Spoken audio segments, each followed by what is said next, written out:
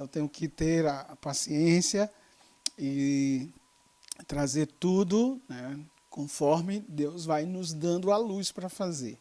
E aqui estamos, né, mais uma vez, para falar desse assunto que, irmãos, nós necessitamos aprender, que é a paz. A nossa série começou na busca da paz com Deus e nós falamos sobre como alcançar a paz com Deus. O texto básico para essa pregação foi Efésios capítulo 2, a partir do verso 11, onde nós entendemos e compreendemos por revelação de Deus que nós que estamos em inimizade com Deus, que é a situação de cada homem, só podemos nos aproximarmos de Deus através da pessoa de Jesus Cristo. Ele é a nossa paz. Ele é o vínculo que nos liga a Deus, que nos aproxima a Deus. Não há outro meio do homem estabelecer a paz, senão a paz com Deus, senão através de Jesus Cristo. Nós vimos isso. Cristo é a nossa paz. O castigo que nos separa de Deus caiu sobre Cristo e Isaías vai dizer que o castigo que nos trouxe a paz estava sobre ele e Deus então puniu aquilo que deveria ser feito em mim, ele fez em Cristo e hoje eu tenho acesso à presença de Deus por meio de Jesus.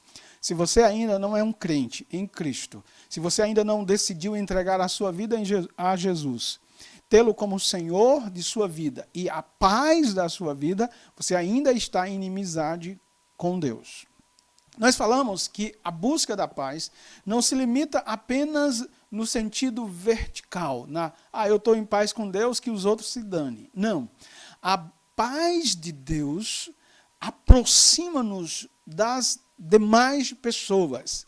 E aqui eu subdividi a paz entre os povos, entre as nações, e Paulo coloca de maneira inspirada, claro, Paulo escreveu inspirada por Deus, de como essa paz de Cristo nos aproxima e nos faz um em Cristo, um no sentido de nações diferentes, judeus e gentios, e aí era a divisão que Paulo fazia do mundo, dos povos, os judeus como um povo especial, as demais raças, línguas e nações eram tidas como gentios, os gentios, mas Deus aproxima em Cristo nos através da cruz.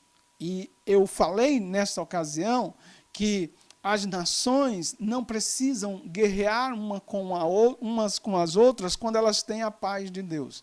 Nós não podemos viver em guerra com as raças, e aí eu falei do preconceito racial nesse período, que somente em Cristo nós podemos vencer o racismo, os preconceitos que nós temos. Porque em Cristo não há mais negro, brancos, ricos, pobres, porque nós somos um em Cristo. E essa é a visão que nós temos uns dos outros. Falamos também que essa paz, além de ter esse relacionamento de raças e povos, ela tem uma dimensão do particular, você e o seu próximo. A comunicação com o seu semelhante, no sentido de relacionamentos pessoais. E também aqui, irmãos, em Cristo, nós descobrimos que é possível viver em paz.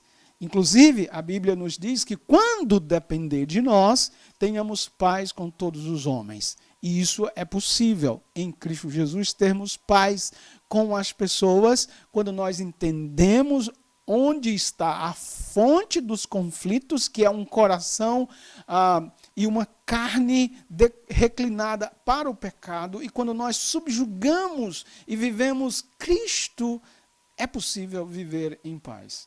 E finalmente, nós falamos da paz interior, que é o último aspecto da paz. Nós temos paz com Deus, nós temos paz com as nações, com os povos, com as línguas e raças, nós temos paz com o nosso semelhante, mas precisamos ter a paz interior.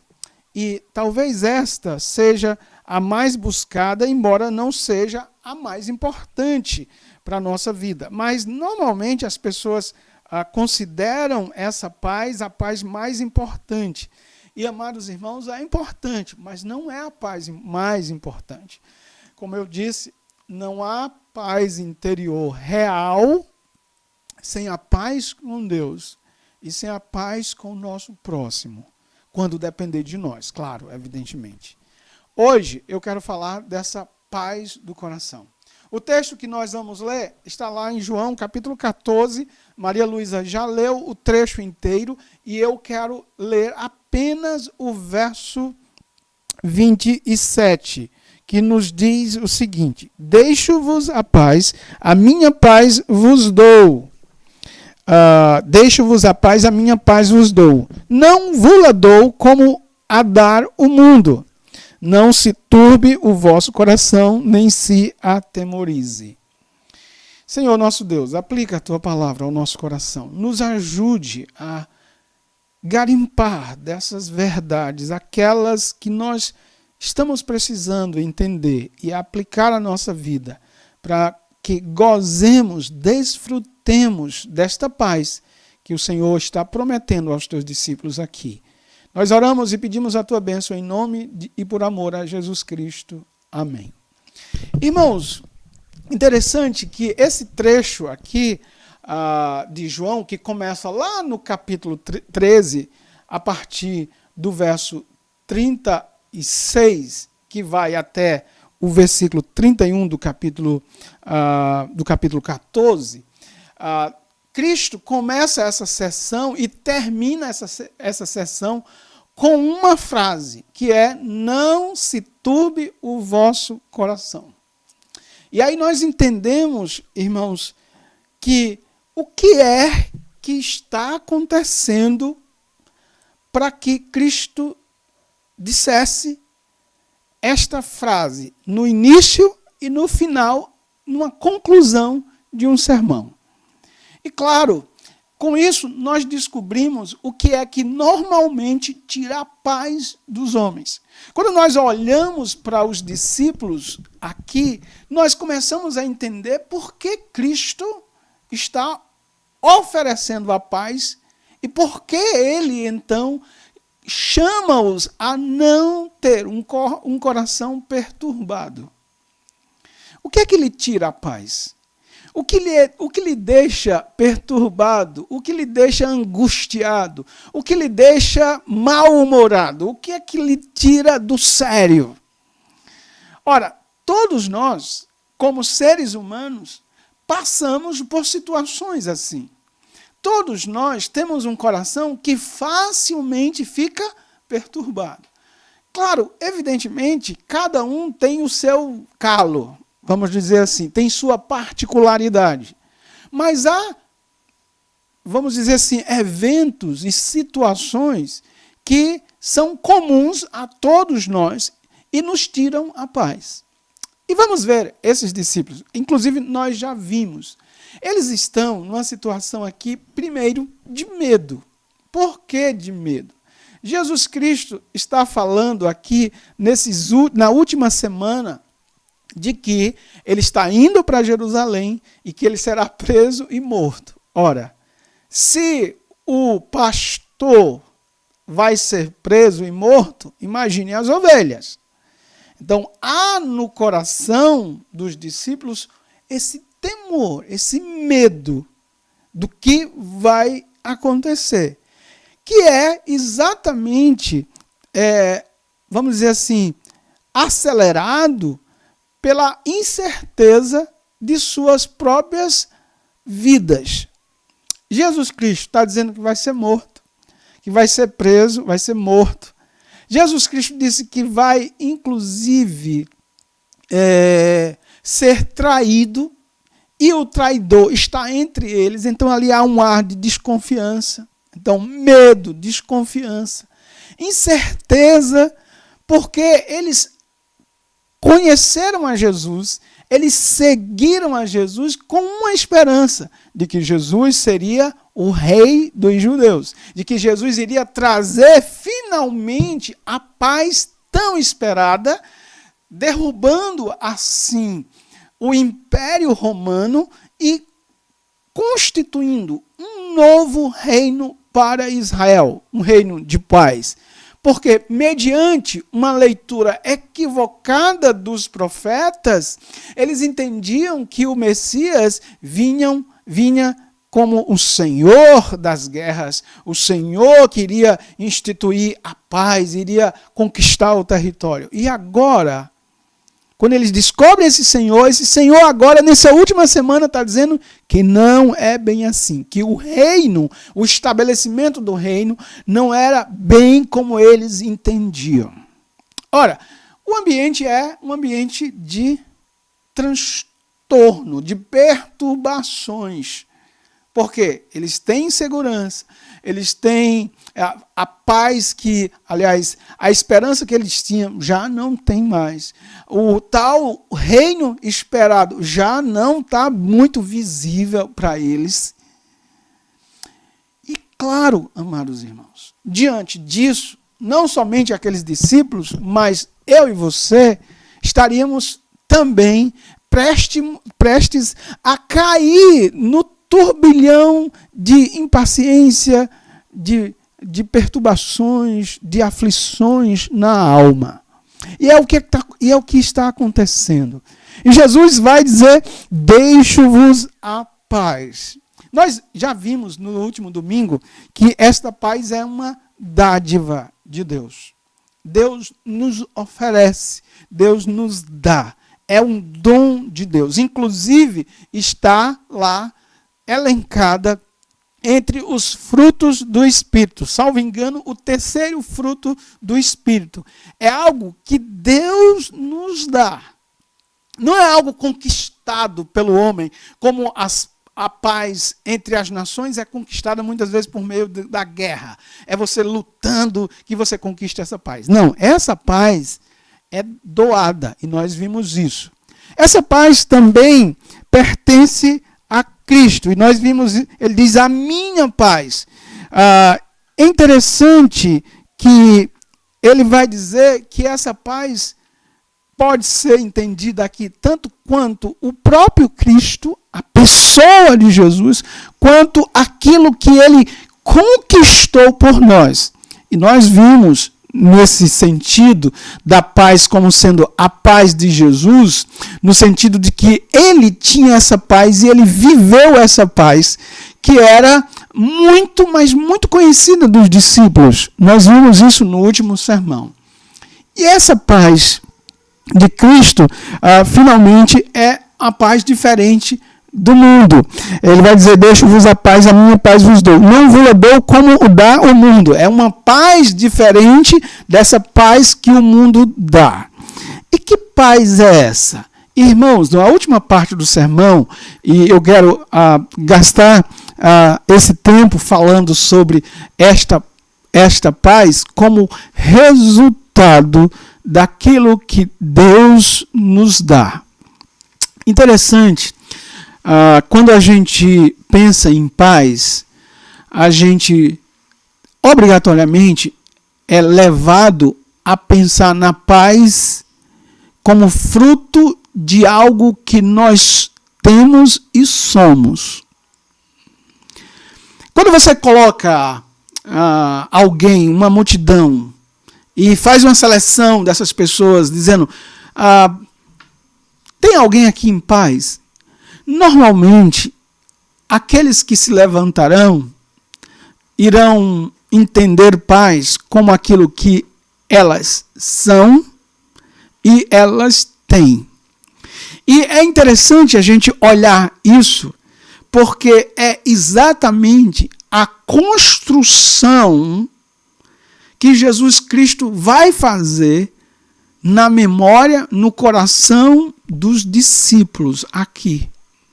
Ele vai trabalhar a questão de quem eles são e do que eles têm para trazer o resultado. Para trazer o resultado da paz. E eu tenho aqui pelo menos cinco construção, ou tijolos nessa construção da paz. De como é que é possível, meio à insegurança, meio às incertezas da vida, meio ao medo da morte, ou não ao medo, mas meio à possibilidade de morrer, meio a ser negado. Como é possível, ainda nesse turbilhão de coisas negativas, ter paz? Porque a paz é resultado daquilo que nós somos e nós temos em Cristo. A primeira certeza que Cristo constrói no coração desses discípulos, que eu creio ser uma base para que nós entendamos, está aí no verso 1. Não se turbe o vosso coração, crede em Deus, crede também em mim. A paz, irmãos, é resultado da fé em Deus e em Cristo. Evidentemente, os irmãos hão de concordar que aqueles discípulos já tinham paz, já tinham fé em Deus. Eles haviam aprendido de Deus, falando aqui de Deus Pai, desde a sua meninice. Porque como judeus, eles foram ensinados na lei de Deus. Eles, inclusive, esperavam o Messias. É tanto que, quando eles reconhecem Jesus como Messias, eles seguem Jesus. Nós temos aqui um grupo de homens que era diferenciado na questão da fé.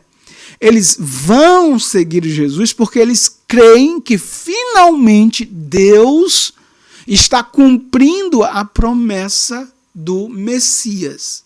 Então, eles creem em Deus. E Jesus vai dizer, creiam em Deus. E, em segundo lugar, crede também em mim. Por quê?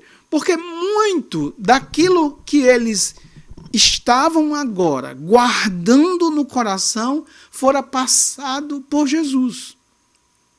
Aquilo que eles agora tinham agregado ao bloco de conhecimento de Deus, da revelação de Deus, tinha vindo do próprio Jesus. Por isso que Jesus diz, crede em Deus, crede também em mim. Porque a ideia aqui é que eles precisavam confiar em Jesus. Eles precisavam descansar em Jesus. Eles precisavam entender que tudo que Jesus havia dito, seja no sentido das verdades práticas do dia a dia, seja no sentido das verdades que iriam se realizar no futuro como promessas, tudo isso era digno de confiança. Isso era algo que eles podiam descansar e crer piamente. A confiança em pessoas tem sido um dos melhores remédios para acalmar, por exemplo, os nossos filhos. Não sei quantos de vocês já tiveram situações em casa em que os filhos estavam com muito medo, ou fora de casa, estavam com muito medo, e você abraçou o seu filho e disse, ó, pai está aqui, ou mãe está aqui. E você viu aquela criança se acalmar, deixar a perturbação, inclusive descansar nos seus braços. Você até sentiu o coraçãozinho dela batendo forte. E você foi abraçando e ela se acalmou. Por quê? Ela entendeu que ela podia confiar em você. Que o medo, seja de um animal, seja de um homem, seja de uma multidão, seja de alguma situação, podia ser acalmado no abraçar, no confiar em alguém. O ser humano tem esta inclinação. Infelizmente, nós fazemos isso em relação a pessoas E essas pessoas são removidas, às vezes, da nossa vida e, claro e evidentemente, este não é o melhor lugar para segurança, para, vamos dizer, descansar a nossa vida. Mas em Deus é. O Pai que está dizendo que nós devemos confiar nele, crede em Deus, crede também em mim, é exatamente aquele em quem nós podemos, irmãos, meio às turbulências deste mundo, nós podemos descansar. Não sei qual a situação que você está vivendo hoje. A perturbação que está tirando, roubando a tua paz. Mas eu diria a você, abraça-te com Deus. Creia em Deus. E crer é confiar. Crer é se entregar. Crer é entender que Ele está ao seu lado e, inclusive, fará o melhor para você de toda e qualquer situação.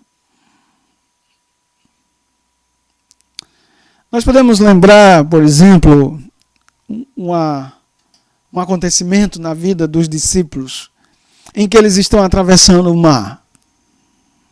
E o barco começa, a balançar. E a situação se torna ali perigosa. Eles, inclusive, acham que vão morrer. E eles acordam lá Jesus, no fundo daquele barco que dormindo está.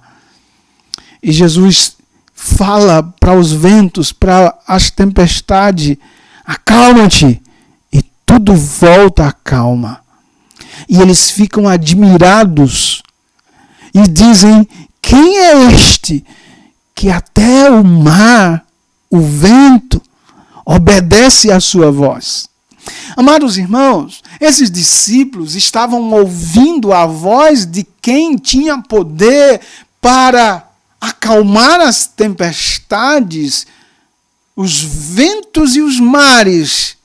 E quando ele diz, creiam em Deus, creiam também em mim, ele está, aquela mesma voz está penetrando o coração daqueles discípulos para trazer-lhes a paz.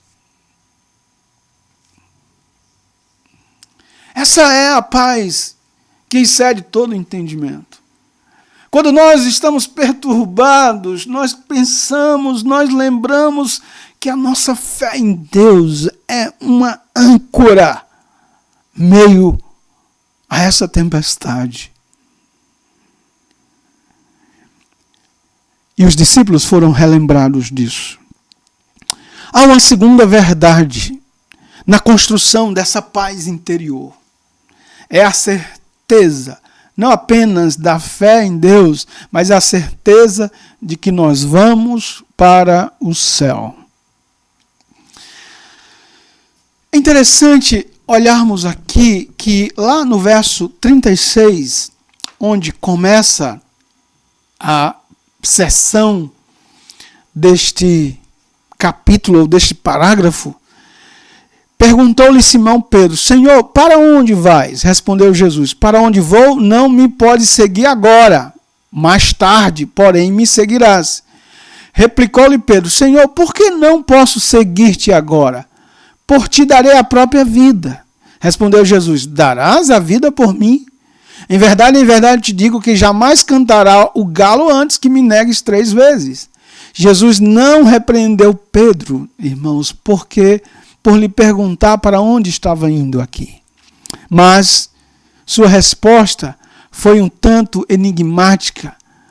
Por isso que ele vai no capítulo 14, versículo 1, dizer, não se turbe o vosso coração.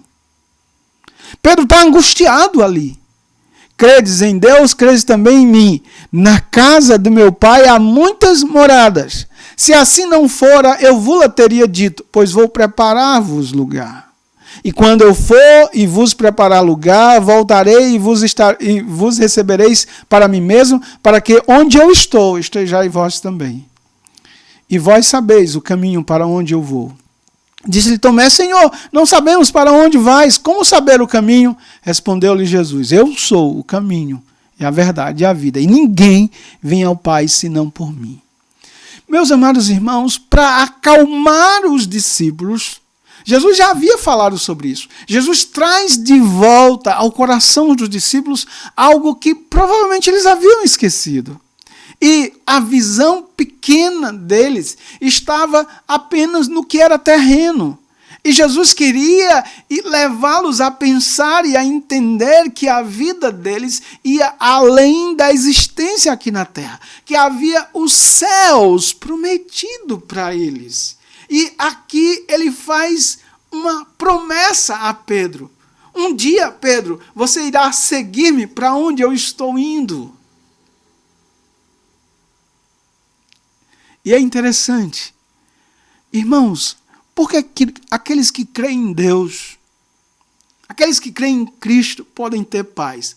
Primeiro, pela segurança, a certeza de que Deus vai cuidar de nós, de que nós estamos nos braços de Deus. Mas, em segundo lugar, pela promessa maravilhosa de que um dia nós iremos morar no céu, independente do que nos aconteça nesta vida. Você, nós que somos crentes, podemos usufruir de uma paz interior, porque nós sabemos onde nós iremos passar a nossa eternidade. Eu posso ter paz meio à turbulência dessa vida, porque eu creio que o meu lar, celeste lar, está preparado pelo meu Senhor Jesus. Nós precisamos relembrar nos momentos de crise, nos momentos de turbulência, de perturbação, onde você vai morar. Por que você está tão angustiado? Por que você está tão perturbado, meu irmão? Você vai morar no céu. Lázaro, cantor baiano, né? Tem uma música que os meus pacientes lá no CAPS, eles gostavam demais. E tinha um que sempre pedia essa música, né? Que diz assim: ainda bem que eu vou morar nos céus. Irmãos, é isso que nós entendemos. Jesus deu uma mensagem para acalmar o coração de Pedro, de João, que estavam com medo do que podia acontecer com eles, do que os homens vão fazer com eles. Eles estavam com medo porque agora o reino parece não estar tão próximo. As coisas parecem que não vão acontecer como nós esperávamos. Aí Jesus diz: calma, não se turbe o coração, creia em Deus, creia também em mim. Eu estou preparando um lugar para vocês nos céus. E, irmãos, de acordo com Jesus, o céu é um lugar real. Não é uma ilusão religiosa, nem o fruto de uma mentalidade doentia e fantasiosa, mas sim um lugar onde Deus habita e onde Jesus está sentado à direita do Pai no dia de hoje. Os céus é descrito como o reino, 2 Pedro, capítulo 1, versículo 11. Ele é tido como a nossa herança.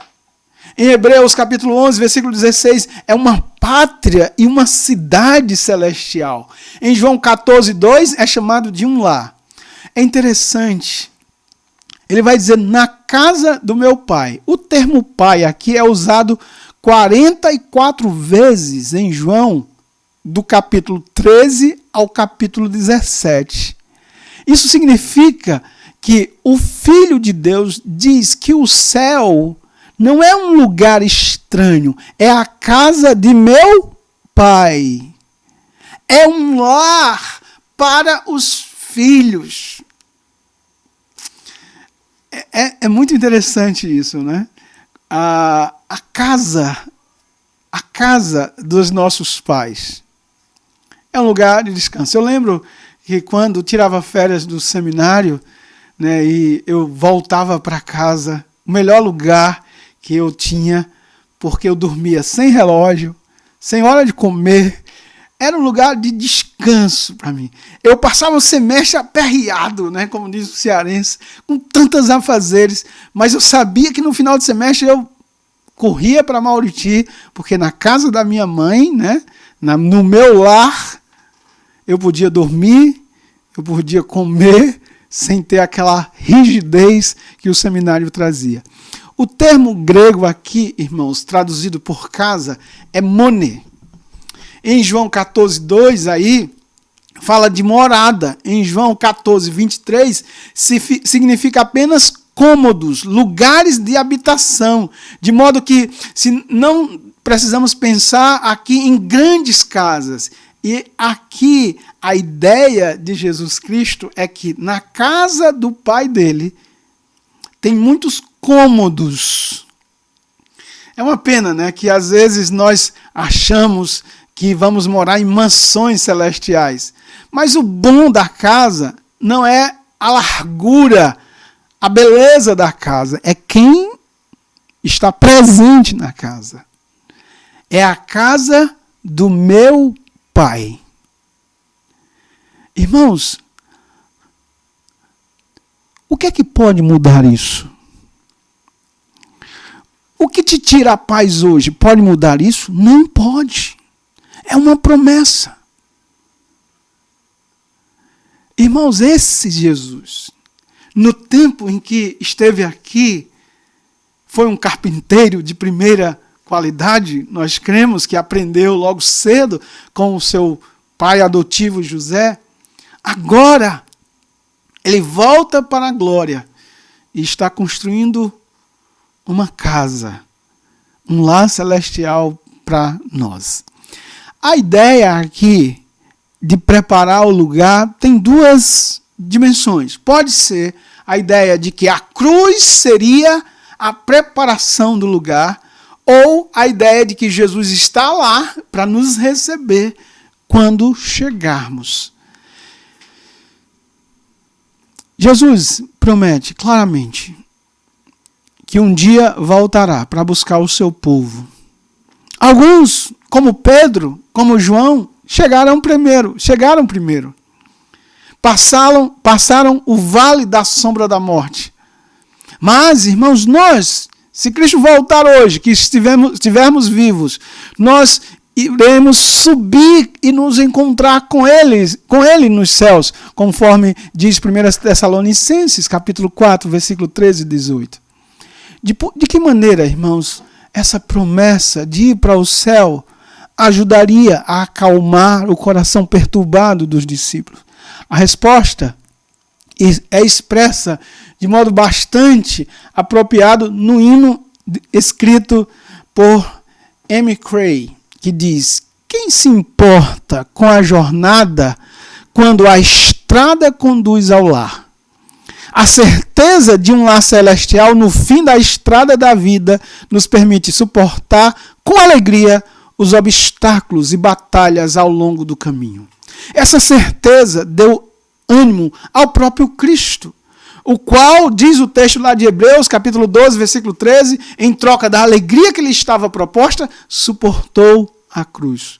Paulo tinha essa verdade em mente quando escreveu: porque para mim tenho por certo que os sofrimentos do tempo presente não podem ser comparados com a glória a ser revelada em nós. A certeza de que nós vamos para a casa do nosso Pai deve nos trazer a paz interior. Não precisamos esperar, inclusive, chegar até lá para usufruir dessa paz. Por isso que Jesus diz: deixo-vos a paz. A paz é uma construção de segurança em Deus como nosso Pai. E segurança de um destino que de fato é real e é prometido por um Deus que não pode mentir.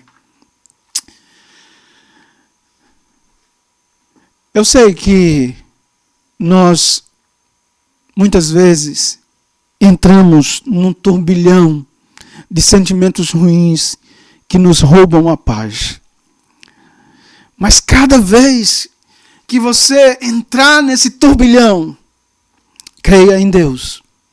Creia também em Cristo como Senhor e Salvador de sua vida. Creia que você não está nos braços de qualquer um, mas seguro em Cristo Jesus. Creia, confie em Deus em toda e qualquer situação da sua vida. Em segundo lugar, creia que nada impedirá você de chegar a usufruir da promessa maravilhosa, ganha, conquistada na cruz do Calvário, que é os céus. Jesus Cristo prometeu aos discípulos para acalmar o coração deles. Mas também Jesus Cristo prometeu àquele ladrão: hoje mesmo estarás comigo no paraíso. Não sei quando Cristo vai me levar, vai te levar. Mas enquanto não me leva, não te leva, nós podemos usufruir da bênção da paz que Ele nos dá. Meu amado irmão, eu não sei o que é que te tira a paz, mas eu sei o que é que te dá a paz. Eu não sei onde é que, apertando o teu calo, você fica perturbado, você se perde. Talvez a saúde de um filho, talvez a falta de mantimento para casa, talvez a falta de um emprego, talvez a insegurança dos dias que você está vivendo. Eu não sei o que te tira a paz. Mas eu sei o que é que te dá a paz. Se você é um crente em Jesus, se você é um crente em Jesus, a confiança de que você está nos braços do Pai e que um dia irá morar com o Pai deve exceder todo conhecimento e trazer a paz interior. Nós cantamos um hino. Deixe-me ver aqui se eu encontro para fazer a leitura. Se o teu coração estiver em paz, vindo sombras escuras nos caminhos teus, ó, não te desanime, canta um hino a Deus. Cada nuvem escura um arco-íris traz, quando em teu coração reinar perfeita paz. Se o teu coração estiver em paz, bem contente e alegre sempre te acharás. Se o teu coração estiver em paz, verás que um arco-íris cada nuvem traz. Se o viver é de lutas, cheio de amargor, mostra afeto aos aflitos, age em seu favor. E de tudo que sofres, tu te esquecerás. Fluirás gozo e calma, se tiveres paz. Vem após negra nuvem, negra noite, a aurora matinal. Fica o céu mais brilhante após o temporal. A esperança não percas, tudo vencerás. Fugirão as tristezas, se tiveres paz. Se em teu coração estiver em paz, bem contente e alegre sempre te acharás. Se teu coração estiver em paz, verás que o arco-íris cada nuvem traz. Eu posso, juntamente com você, pensar no dia em que Pedro teve